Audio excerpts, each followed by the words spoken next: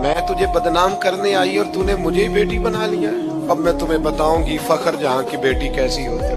ایک بہت بڑے درویش تھے حضرت فخر جہاں دل، دلی میں بڑا نام تھا۔ جب کسی بندے کی شہرت ہوتی ہے نا، پیار لوگ کرتے ہیں تو پھر حاسدین پیدا ہوتے ہیں۔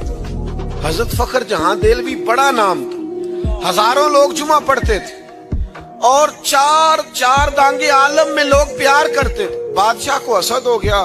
ایک طوائف تھی،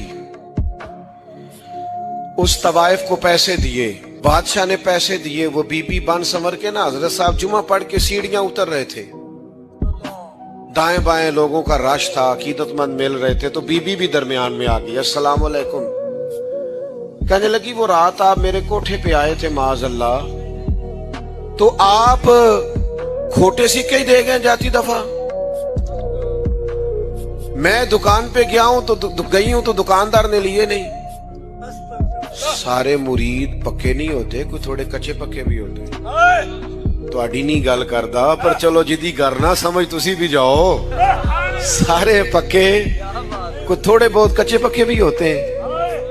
تو کچے پکے مرید سوچنے لگ گئے کہ جناب واقعی بابا جی رات کو کہاں ہوتے ہیں، یہ تو کبھی پوچھا ہی نہیں، یہ رات کو کہاں ہوتے ہیں؟ وہ یہ جو لوگ اداکاری کرتے ہیں یہ بھی کمال ہی کرتے ہیں۔ اس نے کمال اداکاری کی، کہنے لگی بابا جی وہ رات آپ کھوٹے سکے دے گئے، لیکن وعباد الرحمن الذین یمشون علی الارض ہونا، رحمان کے بندے وقار والے، آہستگی والے، حضرت گھبرائے نہیں۔ جن کے ساتھ رب ہوتا ہے وہ گھبرایا نہیں کرتے، پریشان نہیں ہوئے۔ اس نے کہا آپ کھوٹے سکے دے گئے تھے، حضرت نے جیب میں ہاتھ ڈالا اور 3 دفعہ کہا بیٹی، او میری بیٹی، او پیاری بیٹی، پتر تو کھوٹے دے جا، اصلی لے جا۔ اور فرمایا بیٹا دوبارہ بھی ضرورت پڑی تو آ جانا، فخر جہاں کا دروازہ کھلا ملے گا، تو اصلی لے جانا پتر۔ یہ لفظ کہہ کے حضرت تیزی سے سیڑھیاں اترے۔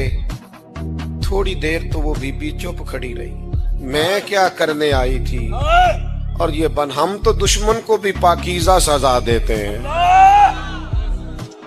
میں کیا کرنے آئی تھی؟ یہ کیا نتیجہ نکلا؟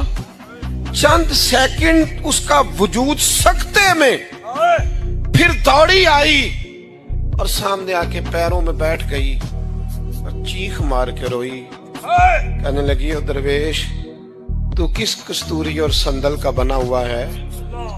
میں طوائف